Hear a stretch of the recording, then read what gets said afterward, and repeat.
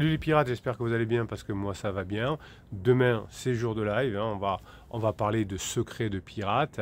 Mais aujourd'hui je vais répondre à votre demande de parler de l'affaire d'Adrien Quatennens, hein, que je ne connaissais pas. Alors je vais faire différemment de ce que vous avez vu partout ailleurs. C'est vrai qu'en regardant cette affaire j'ai été effrayé par la pauvresse, la pauvreté, oui, la pauvreté, pardon, des analyses que j'ai vues. En gros, deux types d'analyses. C'est un salopard, il a mis une baffe à son conjoint, et l'autre côté, c'est les femmes sont vénales parce qu'elles veulent profiter de la situation, elles ont trompé leur mari, etc., etc. Et puis après le truc au milieu politique évidemment. Donc très très faible en analyse scientifique et neuroscientifique. Donc du coup j'ai accepté de parler de ça. Alors déjà je vous ai cité le nom de la personne et je l'ai fait et je ne le referai pas souvent. Et puis effectivement bon, ce monsieur est député, mais vous savez il y a un truc que j'ai horreur que l'on fait dans la presse, c'est d'annoncer par exemple c'est le député de tel département ou de tel parti, etc. Comme parfois on dit l'agresseur était je sais pas quoi, africain, ou ça m'énerve de qualifier quelqu'un par son pays d'origine ou par sa région. Donc Adrien est un homme politique. Comme tous les hommes politiques, ben, il est fort en politique, comme tous les sportifs sont forts sportifs, mais on n'est pas bon dans le reste, sauf évidemment si on l'apprend, hein, puisque tout s'apprend. Si Adrien avait voulu être suffisamment fort dans sa relation de couple, il aurait appris ici, il aurait pris quelques formations et il aurait compris comment ça fonctionne. Généralement d'ailleurs les hommes politiques sont des gens brillants, sauf qu'on ne peut pas inventer ça. Alors qu'est-ce qui s'est passé? Et ensuite je vous donnerai quelques éléments que j'ai trouvés dans une interview, je vous lirai ça. Alors ça c'est l'analyse, hein, après avoir écouté toutes les interviews d'Adrien et les informations sur sa femme. Adrien, qui a 32-33 ans, enfin c'est un jeune homme, fait sa crise de la trentaine il y a 2 ans. Il se dispute violemment avec sa femme qui le soupçonne de le tromper.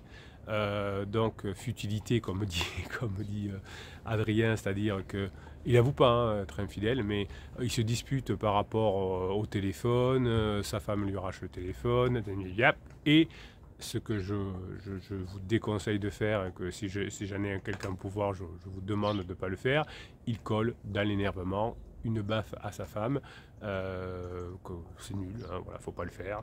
Même si on était énervé, c'est pas une raison. Vous avez des formations notamment pour gérer son stress, pour avoir la grinta, mais pas pour faire ce genre de faute, hein. C'est une erreur, c'est une faute, tout ce que vous voulez. En tout cas, ça se fait pas. Suite à cela, alors ça c'est l'effet, c'est que Adrien quitte le domicile pendant 2 mois. Lui il explique que c'est pour s'éloigner parce que sa femme est trop tendue. Bon, vraisemblablement que suite à la baffe et suite aux disputes tendues et à la tension de sa femme qui n'était pas une pirate, il a dû les rejoindre son petit chou. Enfin, il a voulu sa liberté pendant 2 mois avec Petit Chou. Évidemment, vu la tournure de l'affaire, etc., Petit Chou, vraisemblablement, a pris ses jambes à son cou. Et notre ami Adrien s'est retrouvé tout seul et a décidé de rentrer au domicile. Situation toujours tendue, mais Adrien sortant de sa crise au fur et à mesure, pendant un an et demi, c'est un peu tendu, et puis ça s'arrange. Comme d'habitude, enfin, comme la plupart du temps, quand le premier membre du couple a été en crise, souvent le deuxième entre en crise, et Adrien ne voit rien venir, mais à la fin des vacances là, de 2022, lui a rien vu venir, il dit non, mais ça s'est bien passé. Madame lui annonce, sa femme lui annonce qu'elle veut divorcer. Alors vraisemblablement qu'elle est un petit chou. Quand je vous dis vraisemblablement, c'est que au détour d'une conversation, Adrien nous dit « Je ne comprends pas parce qu'aujourd'hui, ma femme est avec quelqu'un d'autre. » Donc, ah oui, ça, vu le délai court, ben, certainement qu'elle connaissait cette personne avant, ce petit chou avant. Et donc, ben, finalement, elle demande le divorce. Adrien, qui n'est pas un pirate, réagit mal. Il envoie des centaines de textos, il commet les interdits, il pleure, il menace. Madame étant en crise, eh bien, qu'est-ce qu'elle fait? elle menace aussi, elle se défend comme elle peut. Certainement, des écrits que j'ai vus, ça sentait la pression de pansement, rends-moi les clés, le pauvre Adrien derrière la porte de sa maison, en train d'appeler son avocat, de mettre le haut-parleur, dire « Dites à ma femme que c'est pas obligé que je doive de rendre les clés, non, non, vous n'êtes pas obligé de vous soumettre. » Enfin, vous voyez le truc tout complètement pourri de situation de non-pirate, de bébé pirate qui commet tous les interdits. Et évidemment, ça chauffe, et ça finit évidemment devant la gendarmerie, devant la justice, comme ça arrive souvent dans les coachings où vous avez été un bébé pirate à un moment donné, où vous avez harcelé entre guillemets. Et effectivement, dans les interviews que l'on voit, il y a les fameux hauts et les fameux bas, il y a des moments où ça s'arrange, ils se retrouvent à l'hôpital après le passage devant le procureur et les juges pour leur fille qui est hospitalisée. Là, ça se passe plutôt bien. Donc, il y a des moments, des rebonds, des ups et des downs dans cette situation. Voilà. Donc, qu'est-ce que nous dit Adrien dans son interview, du coup, maintenant que vous avez toute l'histoire. Alors, évidemment, vous voyez cette explication nulle part ailleurs. Hein. D'un autre côté, c'est j'ai fait une bêtise et j'ai mis une petite gifle, mais elle m'a provoqué, en gros. On s'est disputé, elle m'a provoqué, même si j'aurais pas dû. Et puis elle est très méchante parce qu'elle m'a annoncé comme ça du jour au lendemain qu'elle voulait divorcer. Et effectivement, donc les féministes contre les masculinistes, donc ça n'avance à rien. Alors qu'est-ce qu'il dit ? L'enquête a conclu à ce que j'avais reconnu une gifle donnée dans un contexte de dispute. Donc, là, si vous écoutez, il y a une interview complète sur BFM de Adrien. Donc c'est là où il expliquait toutes ces histoires de téléphone, de je pars de la maison, je reviens, etc. Donc on reconnaît une gifle et ensuite l'envoi de trop nombreux SMS amoureux suite à une annonce de divorce incomprise. Donc vous voyez, Adrien, vous auriez pu vous former ici et devenir un pirate, vous auriez certainement pas mis votre carrière en danger et vous auriez certainement récupéré votre conjoint. Alors évidemment, comme un bébé pirate, Adrien se pose en victime. Hein. Vous avez la formation sur l'auto-victimisation parce que sinon on n'est pas très crédible.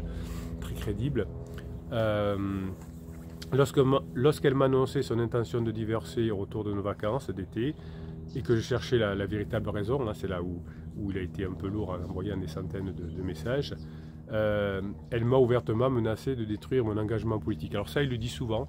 Donc il y a eu un déclaratif. À un moment donné, ils ont essayé de disputer. Elle a dit c'est comme ça, si tu me cherches, je vais te détruire politiquement. Enfin, vous voyez, un truc, une connexion neuronale. Et lui, le pauvre, il est fruisé là-dessus. Il est resté là-dessus parce qu'il ne sait pas trop comment ça fonctionne tout ça. Et il est en boucle là-dessus. Aujourd'hui encore, dans le cadre de notre divorce et des conditions de garde à ma fille, je subis son chantage à la plainte et aux médias. Donc moi, je me rappelle plus que j'ai fait ma crise existentielle, que j'ai certainement eu un petit chou et que j'ai quitté le domicile et que je suis revenu un peu la queue entre les jambes, selon l'expression.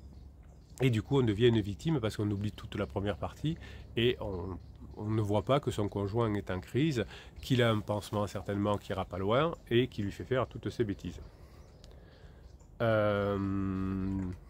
Bon, après, c'est des critiques, comme vous voyez, sur des groupes Facebook qui sont différents de votre groupe Facebook où vous aidez avec des vraies idées et c'est pour ça que vous arrivez à récupérer votre conjoint. Et puis il y a des groupes Facebook, vous savez, où ça critique le conjoint en permanence. Ben là, c'est ce qui se passe ici, alors qu'elle prétendait ne pas vouloir faire d'écho médiatique lors du dépôt de sa première main courante. Elle a finalement choisi, sans aucun fait nouveau, de se faire justice par elle-même en envoyant un communiqué à l'AFP, entravant mon retour annoncé à l'Assemblée nationale. Malgré ces incohérences, ces déclarations ont davantage intéressé les médias que les conclusions d'une enquête judiciaire. Alors ça, c'est l'argument. Bon, là, on est dans la rhétorique. Hein. Je suis une pauvre victime et les médias sont très méchants et on n'écoute pas la justice qui a raison, qui me donne raison, même si c'est pas vrai. Bon, donc là, après, c'est une longue plainte d'auto-victimisation. Cette réécriture malhonnête de notre histoire et des faits m'attriste énormément, et d'abord pour notre enfant. L'enquête a permis de montrer que je n'étais pas l'auteur de des violences répétées. très bien, hein, c'est le minimum. C'est pas une médaille, hein, la baffe, elle n'aurait pas dû avoir lieu.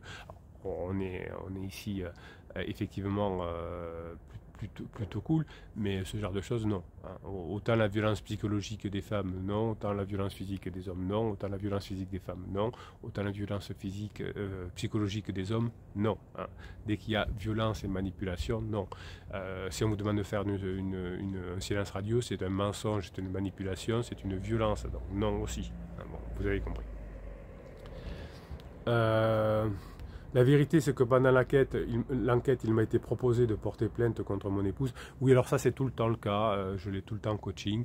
L'avocat dit, pour faire bonne figure et pour faire un à la balle au centre, porter plainte aussi. Alors, c'est un peu enfantin, c'est technique, c'est juridique, mais en aucun cas, ça peut améliorer la situation si vous déposez plainte contre votre conjoint. Voilà. Touk. Alors... Sans dévoiler ma vie privée, cette vie privée qui alimentait 4000 articles de presse, 350 par jour, 700 au passage télé, ben vous voyez toujours, je me plains.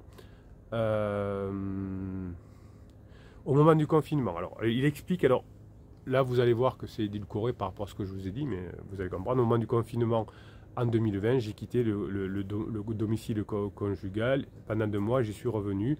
D'abord parce que j'avais toujours des sentiments pour mon épouse et la volonté maintenant de surmonter nos difficultés de couple comme tant d'autres savent le faire.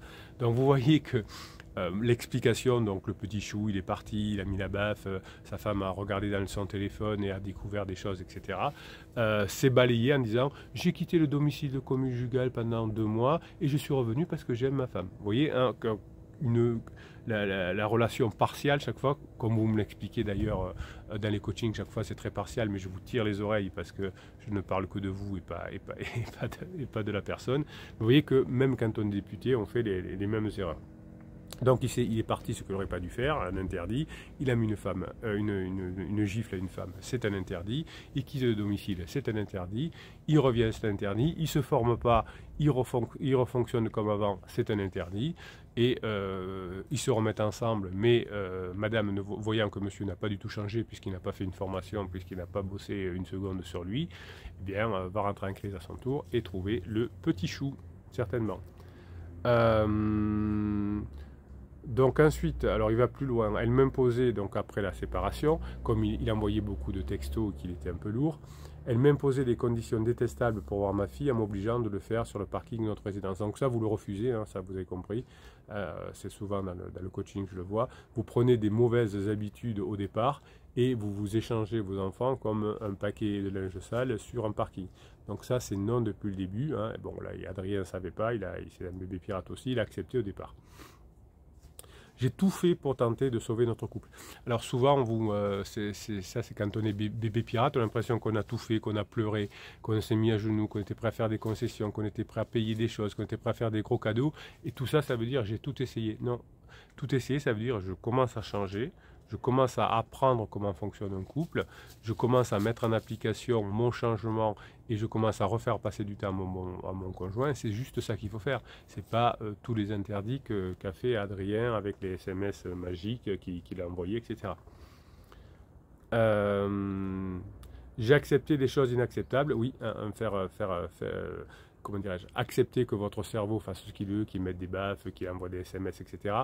Oui, pour moi, c'est inacceptable. Alors évidemment, Adrien ne veut pas dire ceci dans son truc, dans son message. Il dit « J'ai tout fait pour tenter de sauver notre couple, consenti tant d'efforts et accepté des choses inacceptables pour payer mon erreur d'être parti pendant 2 mois. » Non, ça c'est... Oui, alors c'est une erreur, hein, mais c'est aussi bon, enfin il avoue, hein, c'est bien Adrien, hein, c'est bien, voilà.